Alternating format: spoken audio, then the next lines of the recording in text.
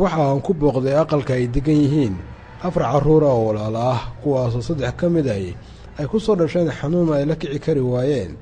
carruurtaas yaryar aabahood iyo hooyadood dhowaan ayay geeriyoodeen waxaana ay kala dambeeyeen 1 sano oo kaliya.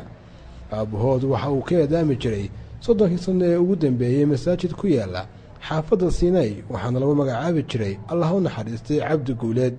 xaaladda carruurtaas yaryar haddaba waxaa iga warbixinaysa oo aan kala sheekaystay eedadood. waxa weeye walaalo meesha waa carruurtu waa 4 carruura ayagoo yar marka hooyadii aabahoodna waxay kala dambeeyeen sano iyo dhowr bilood.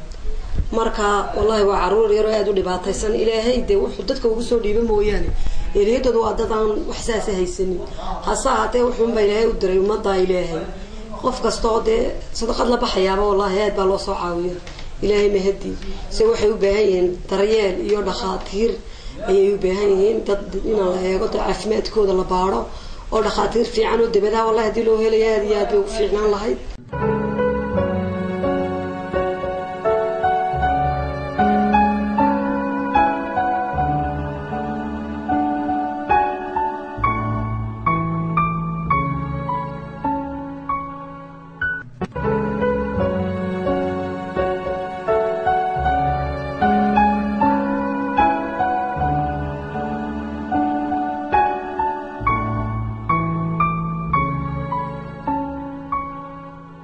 waayo waxa laga yaabaa carruurta qaarkood inay rajo yeeshaan bay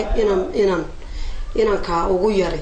inantu ka yar tahay inantu iyadu way iska fiican tahay caafimaad qabto wax balaayadu ma qabto laakiin saddexda inan laba waaba iyagu aad iyo aad bay u xanuunsanayaanoo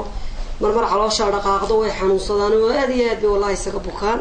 halkana wax dhaqaatiirada meesha Soomaaliland oo hagaagsan ma laha haddii wallahi hadii loo helayo dibadaha wax geeya aad baan ugu reey laakiin awood darro reerkay waxaya jirin ay horta dibadaha loo geyn waayo imakan haduu ilaahay dawmadooda oo soo diro ma sha Allah way noqonaysaa dhaqaatiir dibada loo helo aad iyo aad wallahi ugu baahan yihiin inta waxa uu u baahan yihiin oo guriga laga dumiyay baa jira aqal aabahood 30 sanadood masaajidka ka eedaamay 2 qol bay gabadh uga dhistay labadiina waa la dumiyay makana wax guriga ay ku jiraan ma jirto guri karaa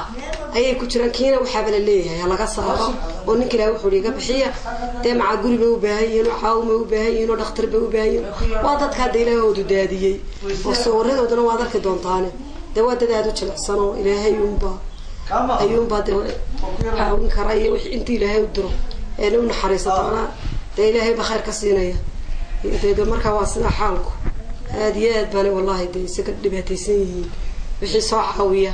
waxay u baahan yihiin dad haya oo meel fiican ku haya oo xanaan u baahan yihiin oo wallahi waxyaabo fara badan hooyadoodii say u hayn jirtay horta qofna uma haynayo dadka haya inkastoo ay hayaan haddana wax carruurtii aad bay u tageen hooyadood markii ay dhimatay waxaad moodaa inay imika sidii wax aad u dareensanayeen haddana ilaahay unba sidii hooyadood cidna u noqon mayso ilaahay baan barayna ummadooda u sakhiro. halka daawadayaal aad kala socoteen barnaamijka gaarka ahi waa shabakada caalamiga ee Harwanaag News wixii fariina iyo talo iyo taageero iyo taakulayna waxaad ugu soo hagaajin kartaan Sheekh Mubaarak Muuse oo kamid ah wakiilada u gargaara had iyo jeer carruurtaasi tabaalaysan. waxa barnaamijka soo diyaariyay Ibrahim Qaasim waxaad kala socoteen Harwanaag News dhammaanteen waxaynu ka tagnaa sidaas iyo nabadgelyo.